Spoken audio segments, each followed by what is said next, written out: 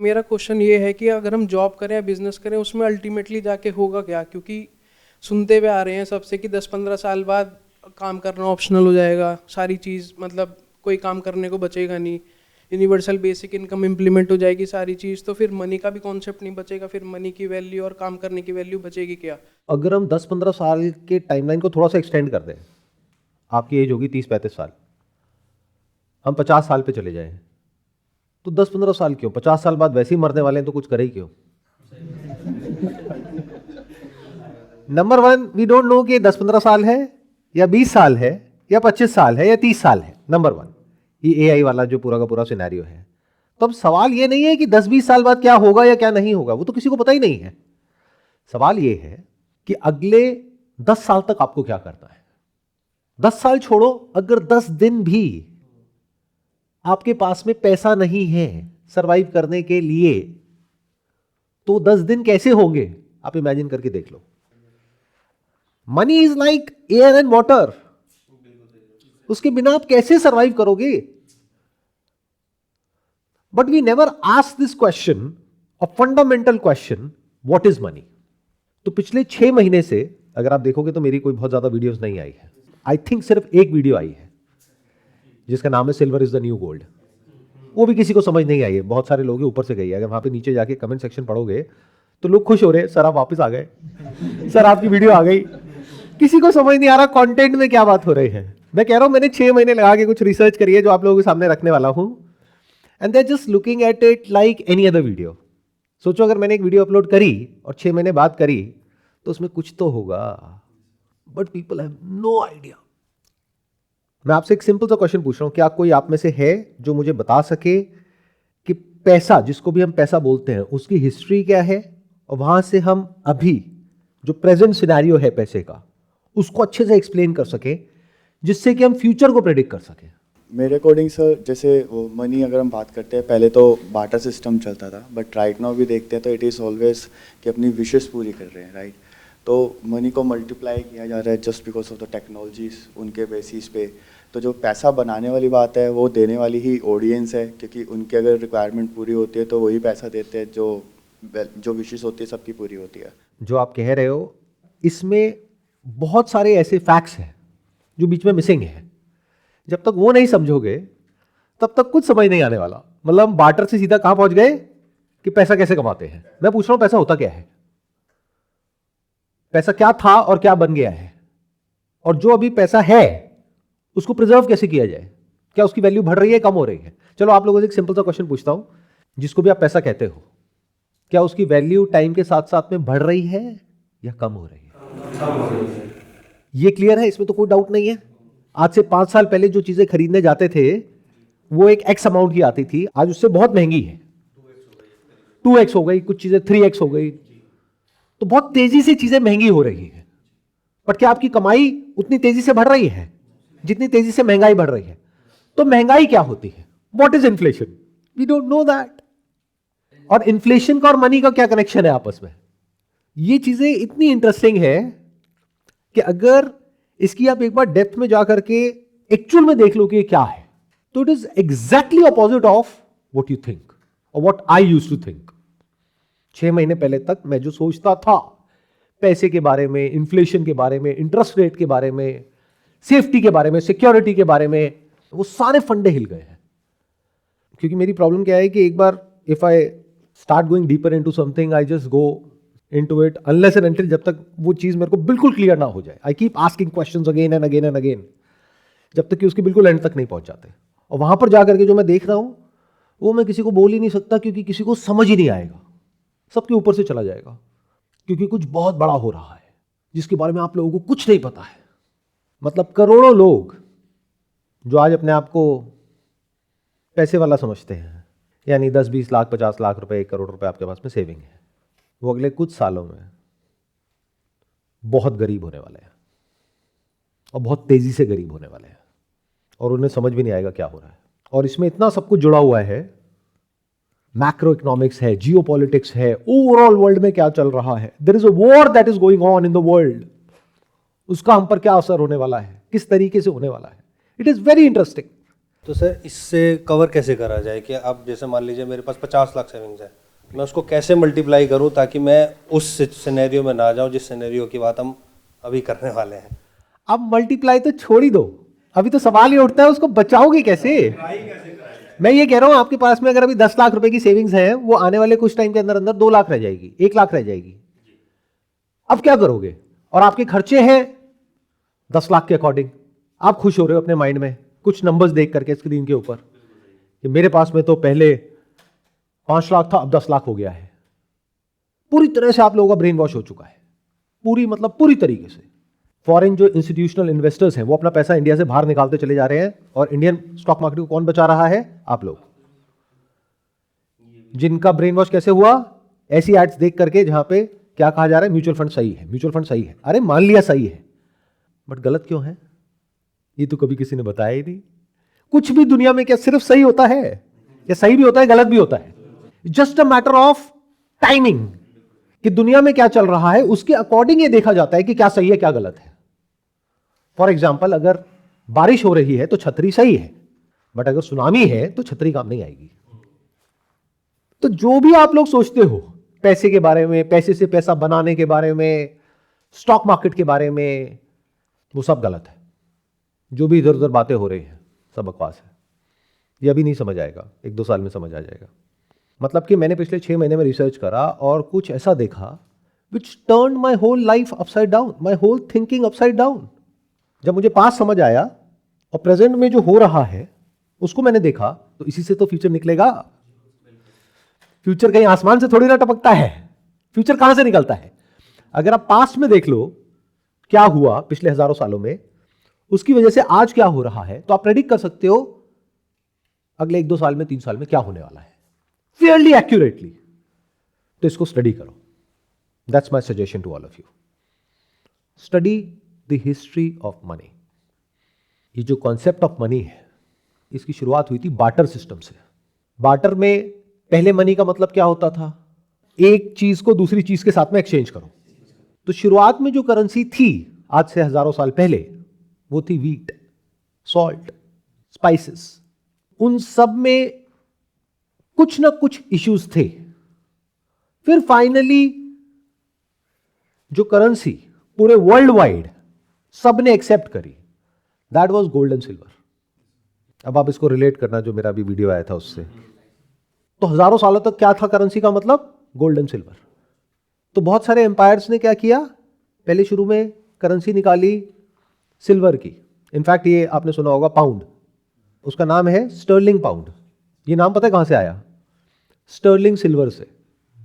तो हुआ क्या कि जैसे जैसे ये एम्पायर्स बड़े होने लग गए, तो वॉर्स की वजह से इन एम्पायर्स को जरूरत पड़ी पैसे की, बट गोल्ड और सिल्वर तो लिमिटेड था उनके पास में। तो उन्होंने क्या किया? मिलावट कर दी। सिल्वर में कॉपर मिला दिया। पहले थोड़ा सा मिलाया, लोगों को पता नहीं लगा, फिर थोड़ा ज्यादा मिलाया, फिर थोड़ा और मिलाया, फिर थोड़ा और मिलाया, फिर लोगों को पता लग गया। तो लोगों ने उन कॉइन्स को यूज करना बंद कर दिया, और जो एक्चुअल सिल्वर के कॉइन थे उनको अपने पास में रखना शुरू कर दिया। तो उसकी वैल्यू बढ़ गई और करेंसी की वैल्यू हो गई 0। इस तरीके से अलग अलग एरा में अलग अलग तरह के एम्पायर्स हुए, और सब एम्पायर्स की एक ही कहानी है। पहले वो करेंसी शुरू हुई गोल्ड और सिल्वर से, फिर वो डीबेस हो गई। डीबेस होने का मतलब होता है कि उसको गोल्ड और सिल्वर से हटा दिया, काट दिया, और जैसे ही काट दिया उसका डाउनफॉल शुरू हो गया। अब that downfall could take 10 years, 20 years, 50 years, 100 years, that doesn't matter. But सबका एक ही अंजाम हुआ, इट ऑल फेल्ड। अपने आप को उस एरा में ले जाओ जब आपको ये बात समझ नहीं आ रही थी, जब ये मिलावट हो रही थी और सब तरफ वो करेंसी यूज हो रही थी, और आपने ऐसे बहुत सारे सिक्के, या अगर आज की बात करी जाए तो कागज के टुकड़े इकट्ठे कर लिए, या अगर और जो एक्चुअल में आज हो रहा है उसकी बात करी जाए तो कंप्यूटर में एक number, just an entry, nothing more than that, not even paper, paper से भी सस्ता, उसको लेकर के आप बैठे हो और आपको लग रहा है कि हमारे पास में तो लाखों रुपए हैं, करोड़ों रुपए हैं। जिस दिन ये इल्यूजन टूटा उस दिन सब खत्म। ये दिन तो आएगा ही दुनिया में, बट अब सवाल उठता है कि दिन कितना दूर है। It is not a matter of कि होगा या नहीं होगा, होना तो सर्टेन है, कब होगा, अगर वो आप प्रेडिक्ट कर पाओ तो बच सकते हो। लेकिन कितने बचेंगे और कितने मरेंगे? करोड़ों मरेंगे, कुछ थोड़े बहुत लोग बचेंगे। हमेशा ऐसा ही होता आया है। पेपर करेंसी की शुरुआत कहां से हुई, किसी को आइडिया है? चाइना से। फिर ये धीरे धीरे पूरी दुनिया में फैलने लग गया। और ये जो पेपर करेंसी है, that used to be a contract. जैसे कोई कस्टोडियन है या कोई ऐसा इंस्टीट्यूशन है जिसके ऊपर सब लोग ट्रस्ट करते हैं, उसने कुछ रिसीट इशू कर दी कि इतने का सोना हमारे पास में पड़ा है, ये रसीद है और गारंटी है कि इतने का सोना या चांदी यहां पर पड़ा हुआ है। फिर लोगों ने आपस में उस रसीद को एक्सचेंज करना शुरू कर दिया, और जिसको भी चाहिए वो जब चाहे किसी भी पॉइंट पे उधर उस कस्टोडियन के पास में जाएगा, उस रसीद को देगा और उतने का उसको बदले में गोल्ड या सिल्वर मिल जाएगा। तो it used to be 100% backed by gold and silver, which is money. अब वो मनी क्यों है, उसके पीछे एक पूरी की पूरी रिसर्च है, उसके ऊपर हजारों किताबें लिखी हुई हैं कि सिल्वर और गोल्ड ही क्यों, why not something else? It is not just limited, again देखो, it is a limited understanding कि हमें पता कुछ भी नहीं होता, लेकिन ऐसा लगता है कि सब कुछ पता है। दैट्स व्हाई हम कभी कुछ नया सीखते ही नहीं है।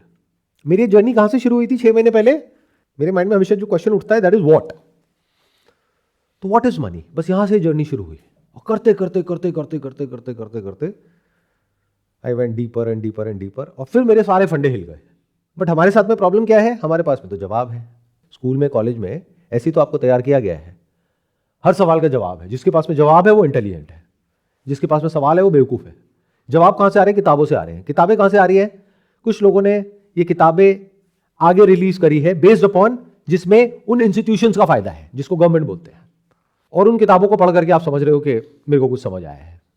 जैसे आपने कहा कि गोल्ड और सिल्वर लिमिटेड है, इसलिए वो ग्लोबली एज करेंसी चला। अरे तो लिमिटेड तो और भी बहुत सारी चीजें हैं जो उससे भी ज्यादा है, तो वो क्यों नहीं? Why gold and silver? There are other metals which are more in scarcity than gold and silver. Why not that? Scarcity is not the reason for making it a currency. कचरा भी बहुत तरीके का ऐसा है जो स्केर्स है, तो वो क्यों नहीं? तो there are multiple reason for it. इसको स्टडी करने में काफी टाइम लग जाएगा, तो कर लो.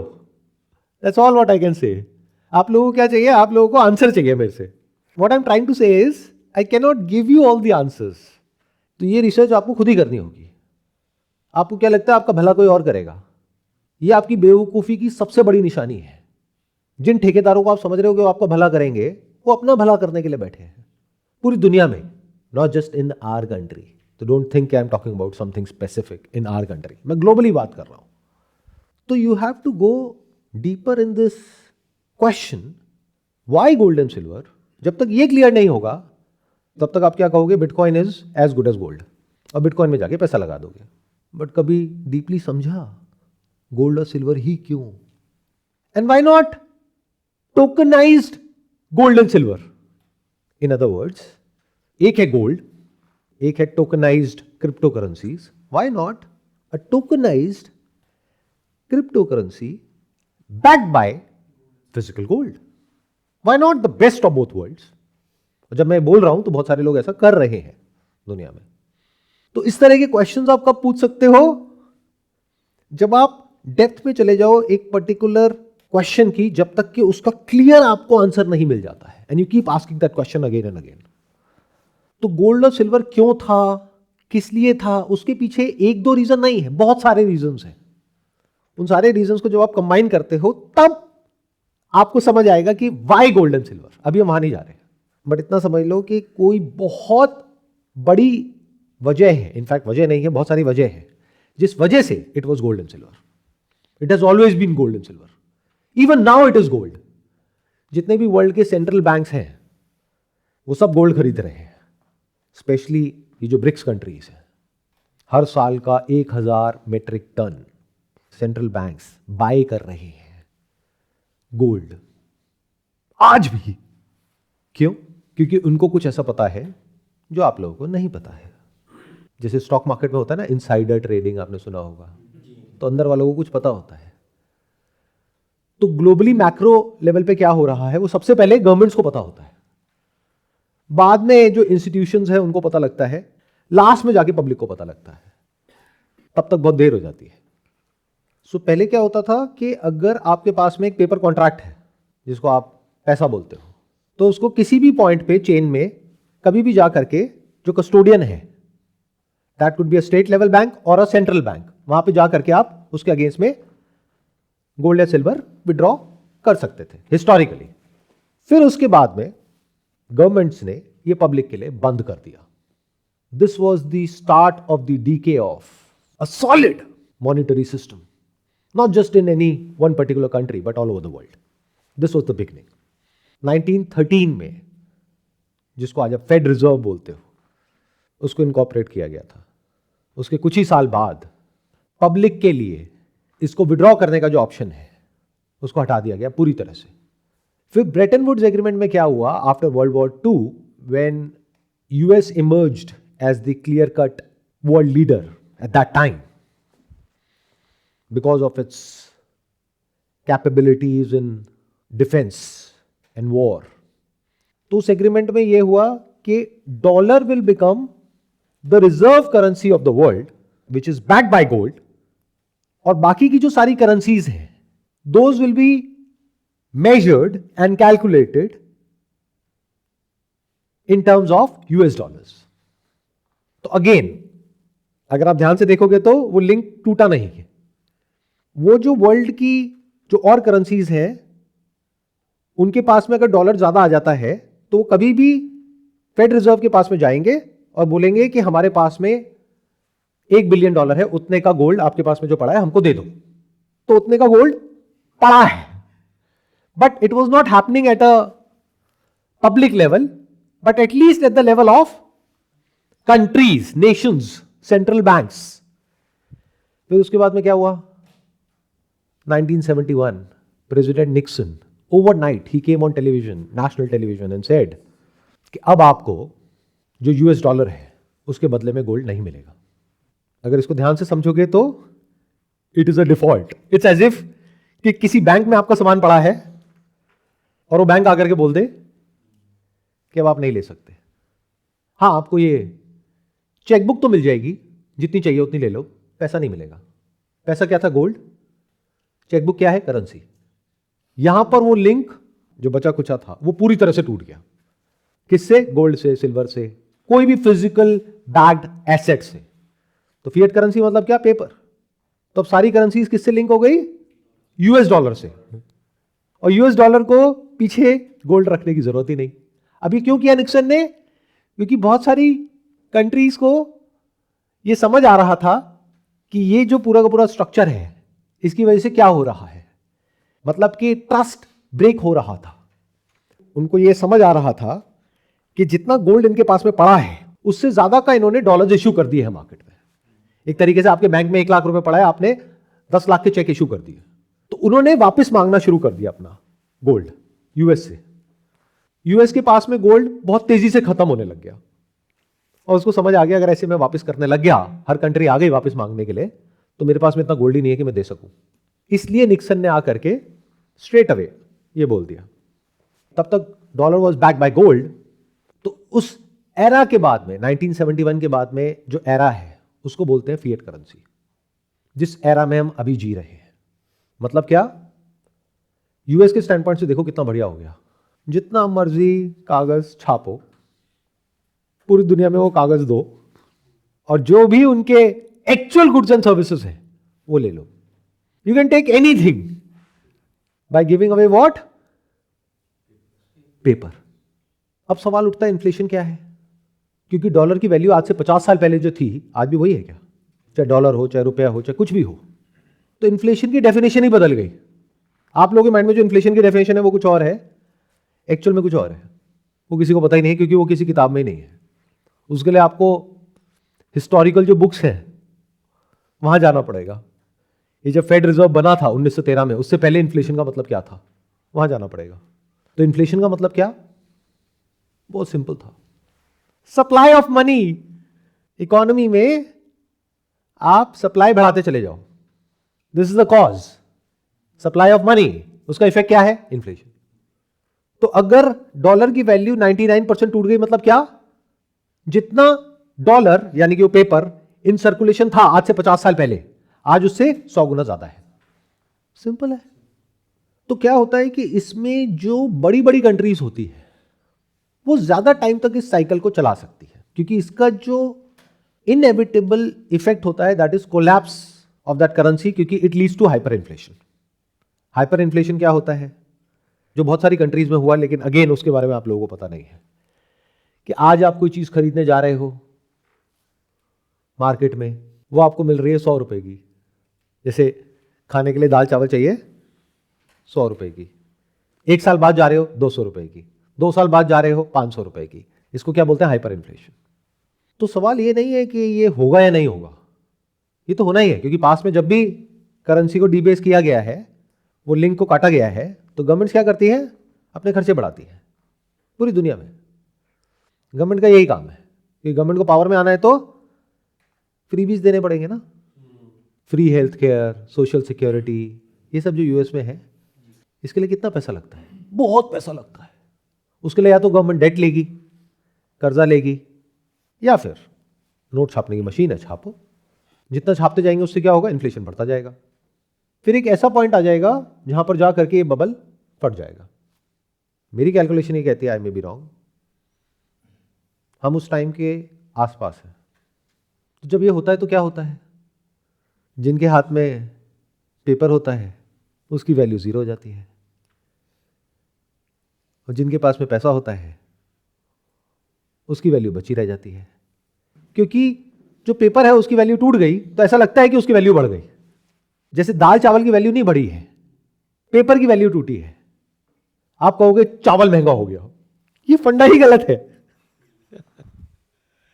अरे करेंसी सस्ती हो गई, क्योंकि अगर कोई भी गवर्नमेंट आकर के जो सच है वो आपको बोल दे तो सुनने में अच्छा नहीं लगेगा ना, तो उसके लिए अच्छे अच्छे नाम यूज करे जाते हैं।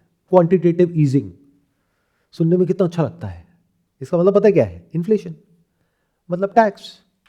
Inflation is a hidden tax on the citizens of a country. Which country? All over the world. ऐसा टैक्स जिसके बारे में आप लोगों को पता ही नहीं है।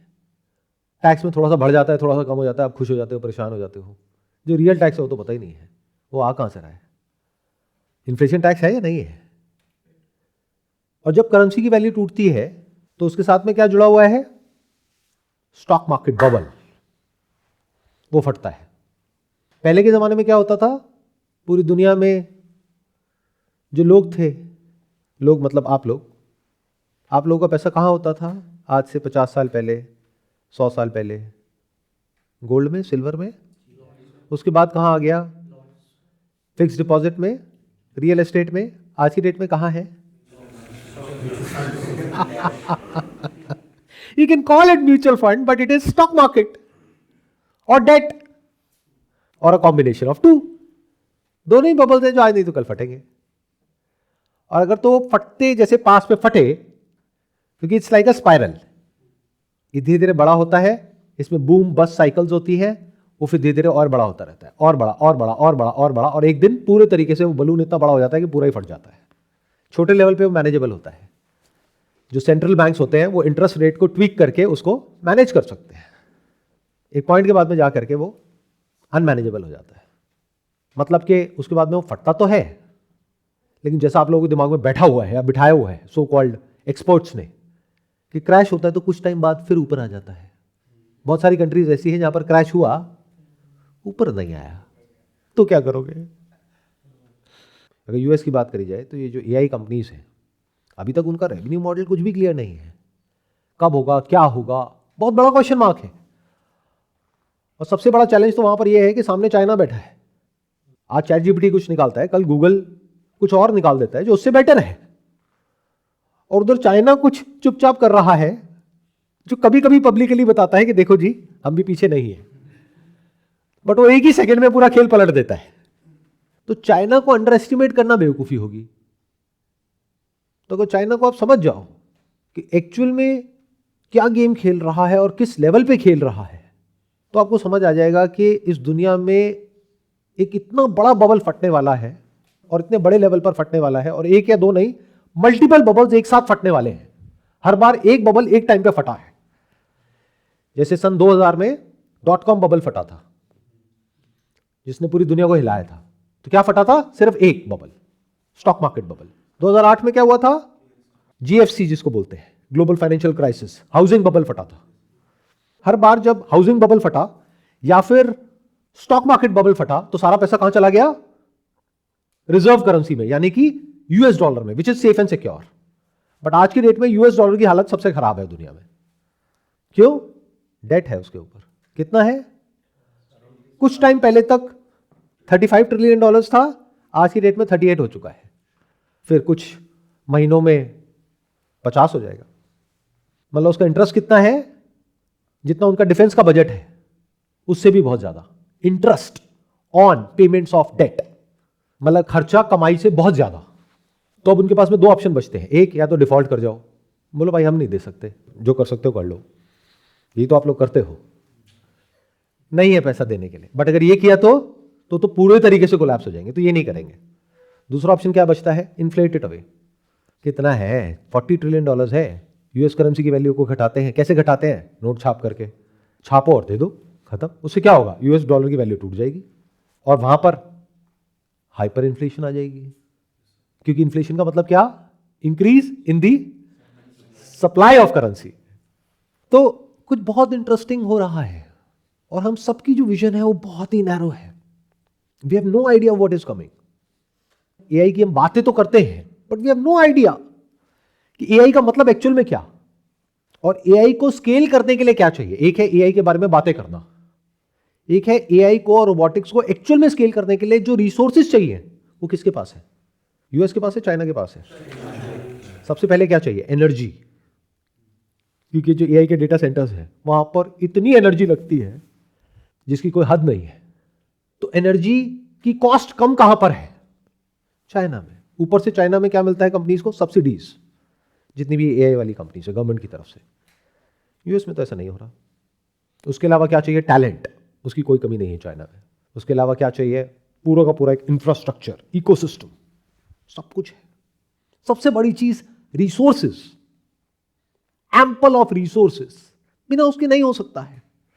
तो आज नहीं तो कल ये बबल जो US स्टॉक मार्केट का है वो फटना ही है। और जब वो फटता है तो हिस्टोरिकली देख लो वो सिर्फ US तक नहीं रहता है, पूरी दुनिया पे उसका असर आता है। तो अब अगर तो हर बार की तरह हो कि फटे और 2-3 साल में वापस से ऊपर आ जाए तब तो कोई दिक्कत नहीं है। बट अगर फटे और जैसा 1929 में हुआ था जिसको द ग्रेट डिप्रेशन बोलते हैं, और वो नीचे जाता ही चला जाए, जाता ही चला जाए, जाता ही चला जाए, और आप सब जो अपने आप को अमीर समझ रहे हो, आपका भ्रम टूट जाए कि हम अमीर नहीं हैं, तो पैसा खर्चोगे प्रोडक्ट्स और सर्विसेज पे या पैसा बचाओगे? खर्चे कम करोगे। खर्चे कम करने का मतलब क्या? जो कंपनीज हैं उनकी हालत और खराब हो जाएगी, जिस वजह से आपका जो पैसा है, आपकी जो वेल्थ है, जो सारी कहां लगी हुई है? डायरेक्टली इनडायरेक्टली सब स्टॉक मार्केट में घुसी पड़ी है। और आजकल तो एथिकली कुछ इतना गलत हो रहा है, legally it is right but ethically कुछ इतना गलत हो रहा है स्टॉक मार्केट में जिसकी कोई हद ही नहीं है।